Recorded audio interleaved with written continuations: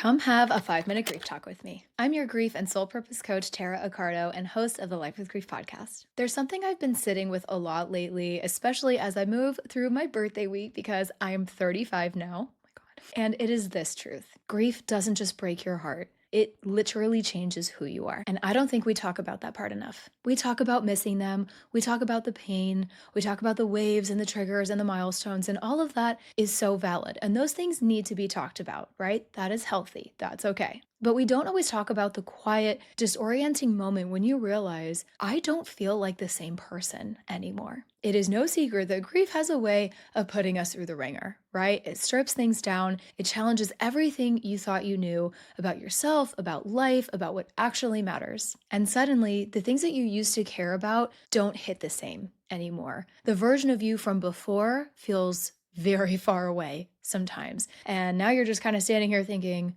who am I now? What am I doing here? And if that is you right now, or you can empathize with this, I want you to hear this first. This identity shift is not a failure. You didn't do anything wrong, and it's nothing to be alarmed by. And it is not you losing yourself forever. It's grief doing what grief does. It's rearranging you. Loss has a way of clarifying things in the most painful way possible. It shows us what is fragile, what's fleeting, what's sacred. And when you've seen life through that lens, you don't come out of that unscathed, right? You can't unsee that. So of course you're different. Maybe you are more sensitive now or more guarded. Maybe you're less tolerant of surface level conversations. Maybe your priorities have shifted, or your energy has changed, or your relationships look different. The list goes on. And sometimes grief makes us a little softer, and sometimes it makes us a little fiercer. Often it does both, and I can speak from experience on that one. And here is where I see so many grievers get stuck. They're trying to go back to the old version of themselves,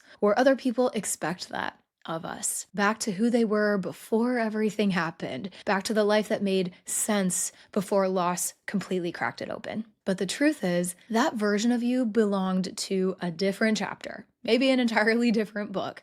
And it's okay to mourn that version too. That is completely something that is a valid type of grief.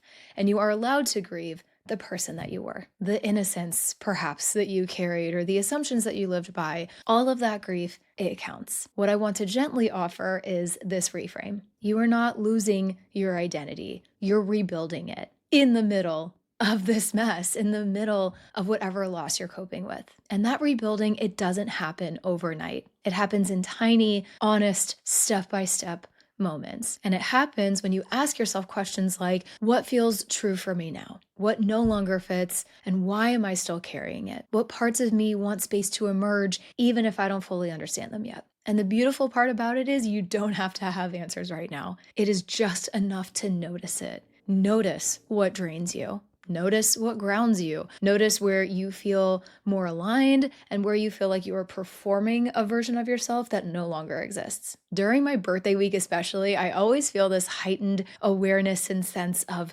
becoming, kind of shedding, of honoring who I've been while also making room for who I'm still growing into. And grief has been one of my biggest teachers in that. It has taught me that identity is not fixed, that growth doesn't always look shiny, and that this becoming often feels like an unraveling first. So if you are in that in-between space where you don't fully recognize this new version of yourself yet, but you also are not who you used to be, please be gentle with yourself. You are not behind, although I know it can feel that way sometimes. Think about it this way. You are learning how to live as someone who has loved deeply and lost deeply, and you have never lived this version of your life before. That's a big deal. And these losses that you have been through can change a person. So my encouragement to you is to let it. Let yourself evolve without demanding clarity too soon. Let yourself be curious instead of critical. And let yourself honor the truth that grief didn't erase you, it expanded you. And it will continue to expand you in ways that you